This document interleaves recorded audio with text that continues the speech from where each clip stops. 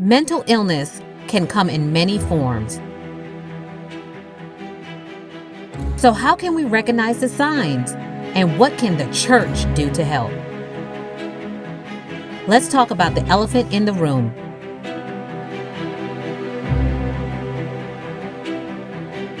Mental illness in the church, Part 2.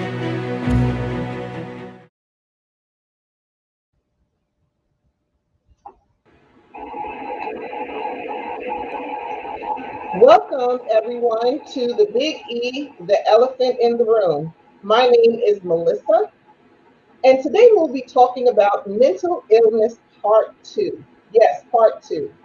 Previously, we did have an episode in our season 1 about mental illness.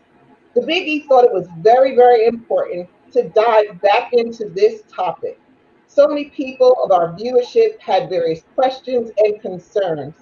So we took it upon ourselves to bring new experts on here to talk about mental illness. So let's welcome our guests. Today we have Angeline Walker.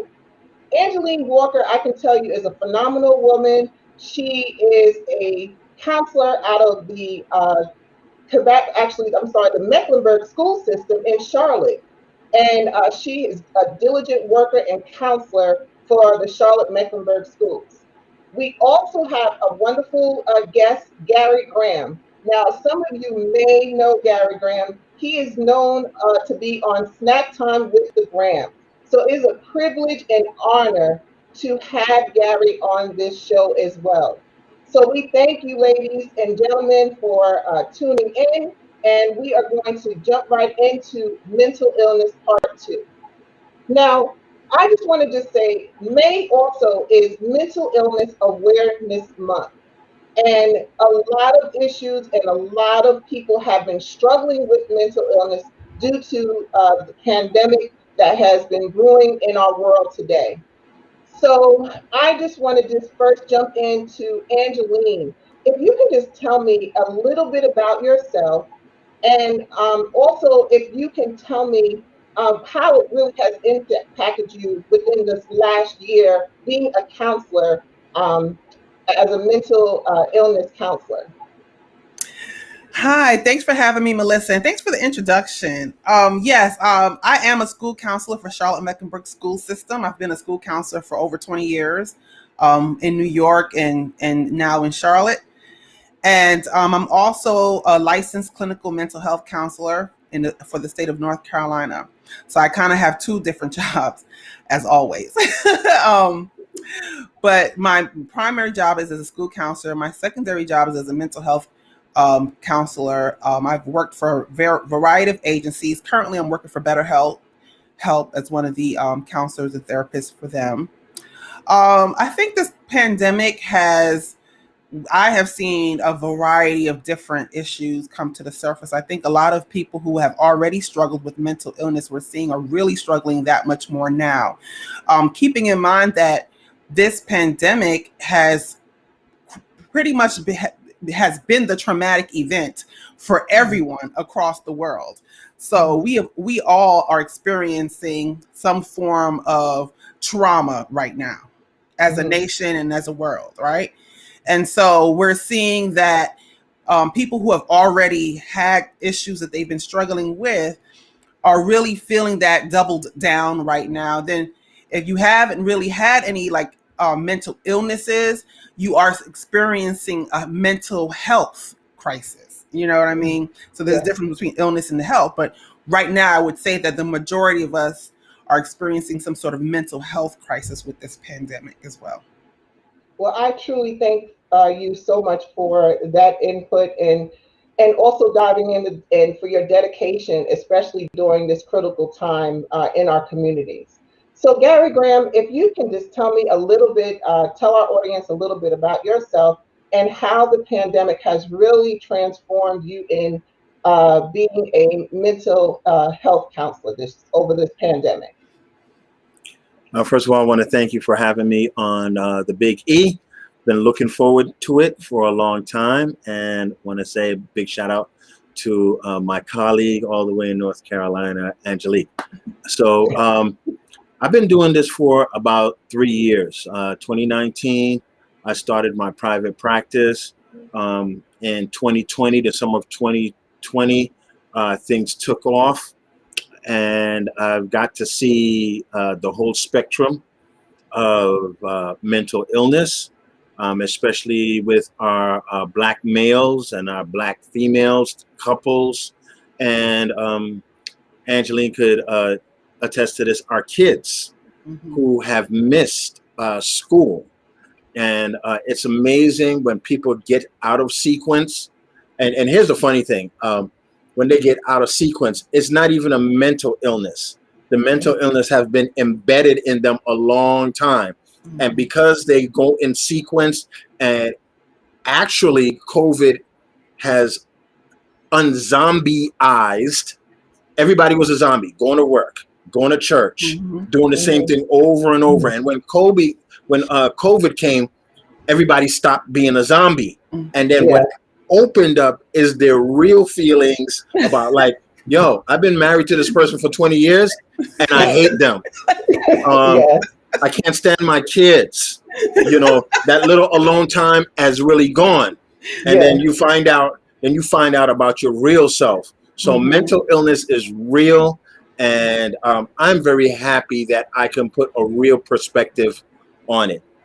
And I'm sorry, but it's so like interesting for you to say that, because at the beginning of the pandemic, I said, wow, this thing is really going to cause the cats to come out the bag, because we were all running on that treadmill, that rat race. And as soon as that the plug was pulled out of that treadmill, everybody was like, what do we do? And we realized that a lot of people use their job. One thing I realized is that a lot of people use their job as their way of coping, as their way of being validated, you know, as their way of, you know, even being able to communicate with others.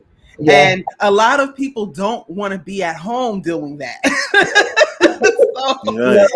So like you said, you know, this pandemic has those things had already exist, but this pandemic brought things to the surface that we just were not prepared for. It's almost like their scapegoat. That's really what it fell down to. It was like everyone had that place to run to get away from their normalcy in home. So, you know, and they really saw the transparency when they had to actually be with their loved ones every day. So that really but the other part of everyone. The other part of that, Melissa, is what about the people that don't have anyone at home? So their whole existence was based on going out and going to work. That's true. So I have a question now, since we're diving into this pandemic question here. This is something that I feel that a lot of people are having an issue with. What are some of the different type of mental illnesses that people are suffering with now? What have y'all noticed that when y'all have clients or patients come in, what have you been seeing an influx of maybe the top 3 or 4 mental illnesses that have really went on a rise?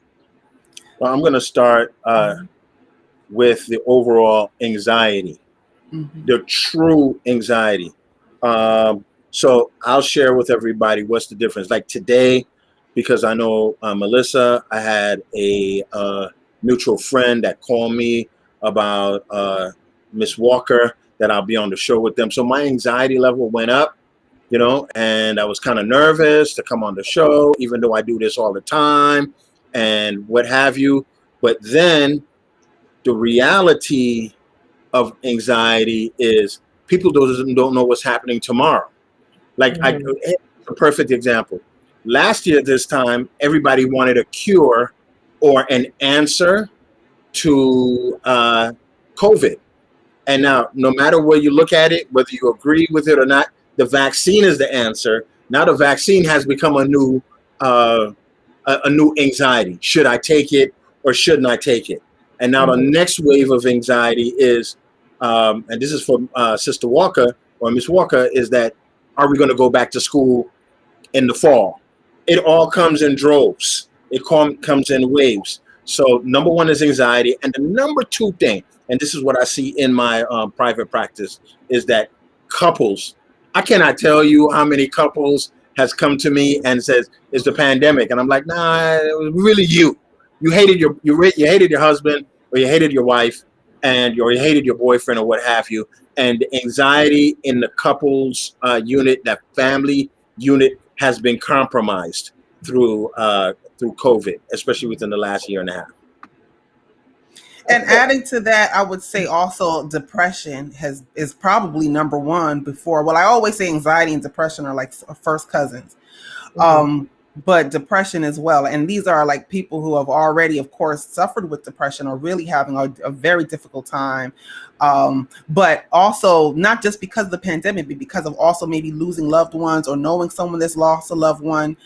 And in addition to that anxiety, there's also a lot of social anxiety that I'm seeing, where clients are afraid to go back out.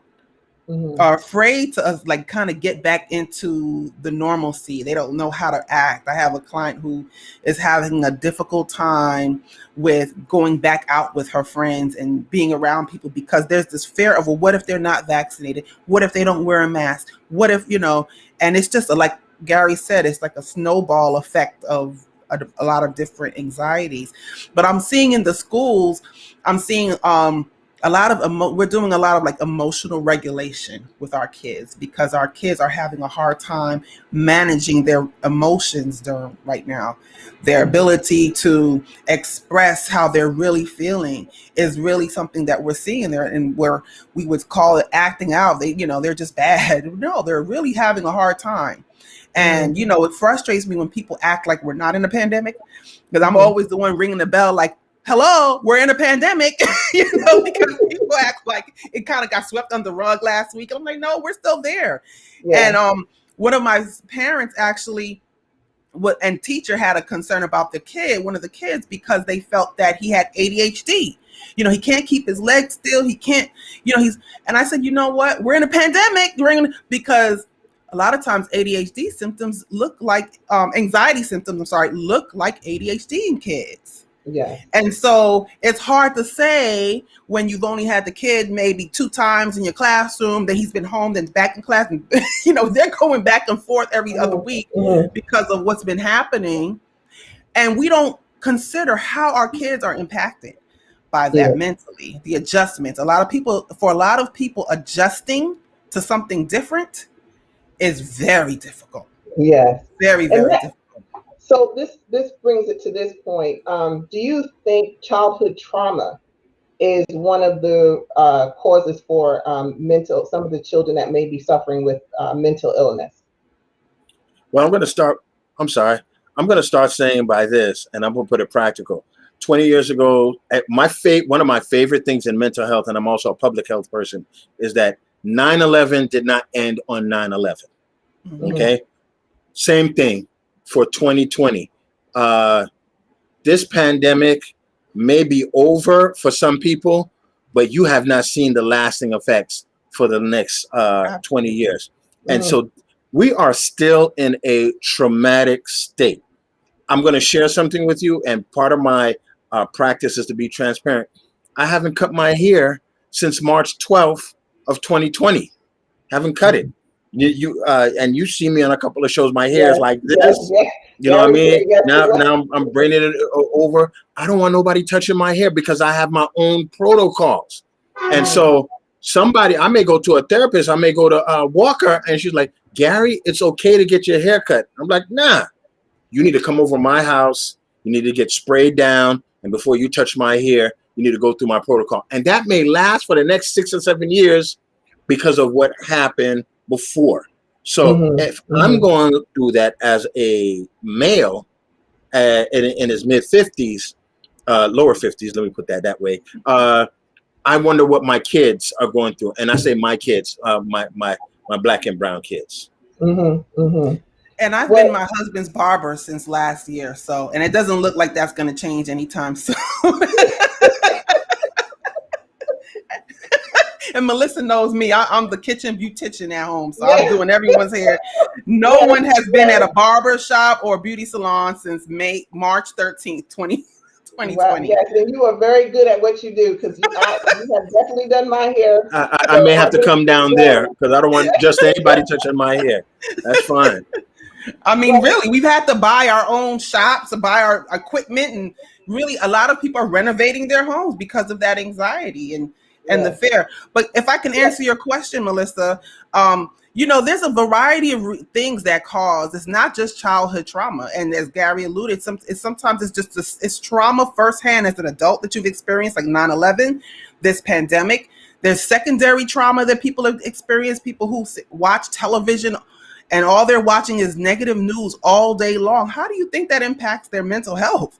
And if they've and then there's underlying, I'm sorry, I know you got to go, but I just want to say that there's also underlying conditions that can be due to hereditary as well. So well, epigenetics. I thank you guys for this input. We're not going anywhere, ladies and gentlemen that are tuning in. We just have to take a quick break and hear from our sponsors. So stay tuned. We'll be right back. We know that God has called you to a mission, but sometimes you need a little help getting there. At the Center for Clergy and Church Support, we strive to encourage, empower, and equip ministries and nonprofit organizations to do all that God has called them to do. We handle basic legal issues, conduct administrative and financial audits, and strengthen organizations in community engagement and capacity building. Let us help your ministry or nonprofit in advancing the kingdom of God. Visit clergycenter.org for more. Thank you, ladies and gentlemen, for staying tuned to the Big E, the elephant in the room. My name again is Melissa, and we have wonderful guests, Gary Graham and Angeline Walker.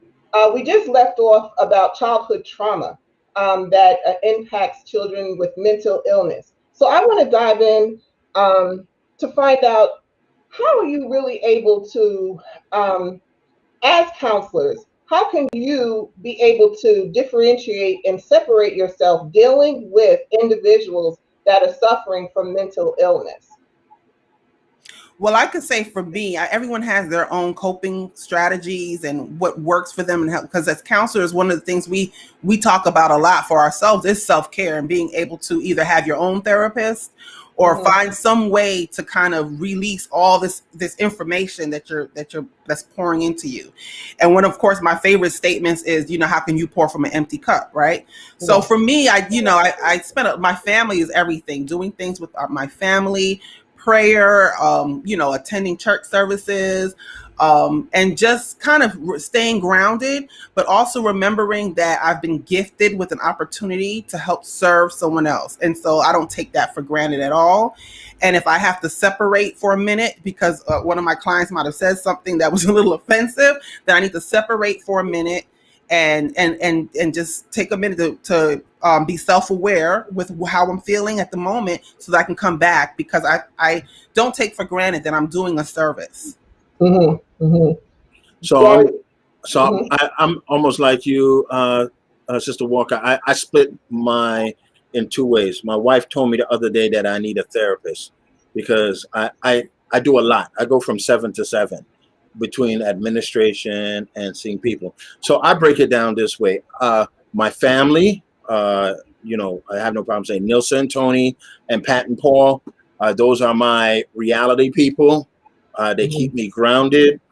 My sister-in-law and their kids, they keep me grounded. And then I have a crew of therapists. My top therapist is a lady by the name of Teresa Pica. And we're only friends, but I look to her when I have these hard decisions to make, and she give me some insight. You probably know Monica Prendergast. She's a person in the field in the social work. She's a little bit more advanced. She's a little bit more advanced than I am, so I go to her. And you can look this person up, Dr. Oviedo Williams. I knew her from the days of Clara Barton, and she has been a good resource. So when I really need to get something, or if I want to get off track, or I feel something that I don't feel like myself, I call those people. And here, at the end of the day, my son says to me that, Daddy, you are the king of load management. If I don't feel like talking to anybody, I'm canceling all my appointment, because just like Angeline said, you cannot pour from an empty cup. So Orchard Beach is waiting for me right there, and I go out there when nobody's out there. So and you know, I'm back on my exercise regimen, so I try to keep things even. So that's how I roll. So do you really think mental illness, anyone that's suffering from mental illness, is there really truly a cure, or individuals just have to stay consistent with counseling or be on medication? I think that individuals have to acknowledge that they have a propensity to react a certain way under when they are triggered, right? And so with that, again, with my clients, I stress the importance of self-awareness. You have to know how your body reacts, how your thoughts and your feelings are when certain triggers are presented. And once you get an idea of what that is, because a lot of people don't really understand what's going on with them, you know, until I point things out in therapy, like, do you realize you said this and then you said this, and that's two contradicting, you know, statements. So being able to be self-aware and understanding that when these triggers come, there are certain coping strategies that you can employ, and that you have choices to do that, is something that a lot of people struggle with, because changing a mindset is not something that happens overnight. So would I say there's a cure? I don't know if I can't say cure, but I would say that, you know, understanding yourself and understanding how you tick is important, and not being you know, kind of being ignorant or stubborn when it comes to those things. Yes. Any insight on that, Gary? So Magic Johnson said a couple of years ago that he was cured of AIDS, and everybody went crazy. But he's on a HIV regimen. Okay. So let me just put it this way: we're dying every day. Okay. And I get worse every day. So I find things to extend my life, that what God has given me. So curable, I think just mental illness comes in seasons. So a great thing is, like, the other week I'll be transparent. It's like, yo, I think I got ADHD. And then when I went through the progressions, it's like, no, you look at your phone too much, and that's why you waste so much time, and that's why you can't make your deadlines, and that's why you're so late. And it's like, well, thank God I don't have ADHD. I'm just a person that does not got my time, that my time together. So I go back to what Sister Walker said. You have to check yourself over and over and over again. You wake up with a cough or a pain the other day. It's not that there's a disease on you. You slept bad in the bed for the last 3 days, but we just ignore it and we make things fester. So let me just say this part. Mental illness is serious. And in our Black community, when you just talked about Sister Walker, I bet you she keeps a clean kitchen and she keeps a clean bathroom. And it's like, oh, she has OCD. No, she doesn't have OCD. She's just a clean woman. And so we kind of interject these things and say it's mental health, and then we devalue what mental illness is. So it covers a whole gamut. So me being on this program is a crusade to teach people the same way. No cure. Yes, there's no cure. Curable, moving to a great mark or a better place. Yes, you can say that. And if I could piggyback off of that metaphor that you use about the clean kitchen, for some people, they clean their kitchen because that is the way they cope. That is their way of, you know, like I found for myself that I have a tendency of, if my laundry room is clean, and for some reason the laundry has to be put away every Sunday. If not, my week is going to be messy. I don't know where that came from, but once I realized that was the way I tick, I needed to make sure that I started laundry early so I wasn't overwhelmed with it, so that it was done by Sunday. Because for me to keep myself together, it has to be done. And that's the thing, that's the self-awareness that we need to have for ourselves, just like Gary said, so that we're able to stay on top of these things, because triggers happen all the time. They happen all the time. So you said self-awareness, Angeline. So I'm going to dive right in, because the biggie, the elephant in the room, we really want to make sure the church develops new ways and strategies to make the difference in their congregation and just overall. So Is there ways the church can do better to serve families or their loved ones suffering from mental illness? Can they create more of a better support system in the church, or just some guidance, or to just really help them? So I'm gonna jump in here if you don't mind, Gary. Because so the church, the church means well, right?